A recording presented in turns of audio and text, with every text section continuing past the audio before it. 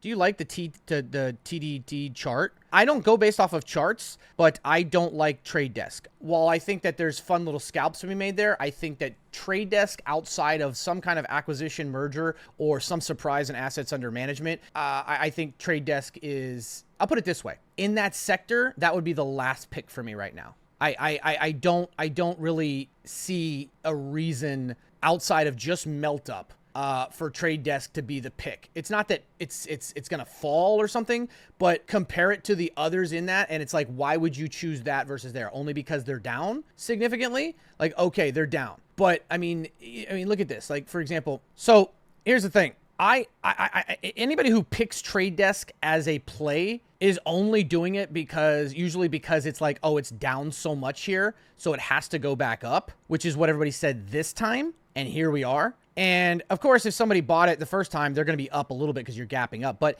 it's like this doesn't, why would you pick this as opposed to others? I mean, you're down 45%, as much as 50%. Wait a second, down 50%. We buying leaps? Hold on. I'm kidding. Let's see if they have good earnings, good revenue, good cash flow. Let's take a look here. DraftKings drilling. It was a day trade yesterday. It was a nice play. EPS expected to drop, then raise. We're looking at revenue flat. I mean, it's flat here, increase, then back to flat here, then flat here on expectations. Quarterly here. We're not looking at, forget all this charts. Let me look at the actual numbers here. Again, not saying that this can't go up, but it's just there are so many better plays in that sector. All right, let's look at a quarterly basis. PE ratio is coming down because the price is down so much. How are you down 50% and your PE ratio is still almost 60%? That's wild to me. That's how you knew this shit was going to collapse. Price to sales is 8. That's not terrible. Price to cash flow, 25. Jesus, fuck. That's bad. 22 billion enterprise value. Okay, return on assets, 7.51. I mean, not terrible, but in this market, it's kind of sad. Return on equity, 16%. That's not bad. ROIC 14. This is my favorite indicator right here. Return on invested capital is actually not terrible. Gross margins at 78%. Operating margins at 16. EBITDA margin. Okay, but let's look at their debt. Debt to assets ratio. I care more about their assets under management. Rev per share is at 5.4. Operating cash flow per share. That's not bad. Free cash flow per share. That's not bad. Total debt per share 0.69. I care more about their assets under management though. It's all about their forward guidance. Looks like on an annualized basis here. Total common shares outstanding, 445. So they haven't diluted. They diluted, but then looks like they did a buyback. Free float is at 442. Number of employees are too high. They're going to have to cut that soon. PE ratio still at 57, which is really high, but compared to this market, it's not that bad. Price to sales ratio is a lot lower, obviously, after a massive collapse. ROIC 15, gross margin. Okay, so let's look at their statements here. All right, on the quarterly, assets are down, so they're not, okay, that's not a good sign here. Liabilities are up. See, this is the kind of thing that scares me right here. Like, you see how they have that good, like, kind of like a good balance sheet right now? That's great. But if you stop there, it looks like this is an automatic buy. But then you come over here and you look at a quarterly assets, while they're increasing over, 2023, they're dropping throughout the year, right? Like we went from 551, 611, now we got 571, coming up a little bit here. But look at the liabilities. Liabilities have gone from 2.3 billion to 3.26 billion. Equities at 2.7 billion, so they're kind of flat for the past year.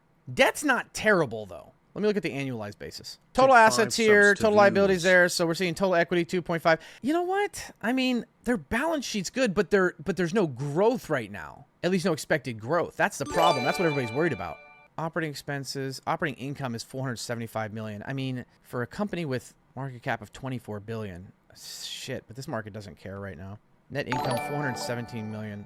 EPS has been okay here. Their balance sheet's not bad. Their balance sheet's not bad. I mean, I guess investors are just worried about what they're going to do with it and is it going to continue? Like, having money is good, but what are you doing with the money? And are you growing? Because this market is going to punish you if you don't have exponential growth right now. So, in my opinion, based on their balance sheet, they look good, but what are they doing? Where are they deploying that capital? What are they doing to grow? And I think that's the concern here.